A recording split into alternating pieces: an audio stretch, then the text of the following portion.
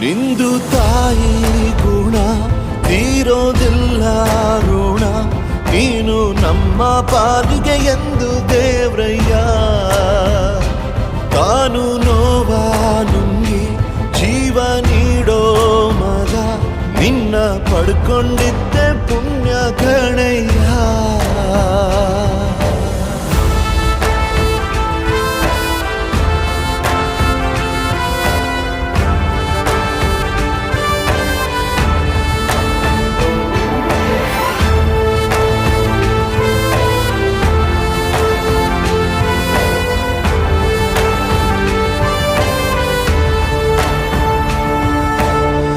ಅನ್ನ ಕೊಡೋ ಭೂಮಿನು ಹೊಗಳುತ್ತಿದೆ ನಿನ್ನನ್ನು, ಊರನ್ನೇ ಬೆಳಗೋ ವಜ್ರ ನೀನು.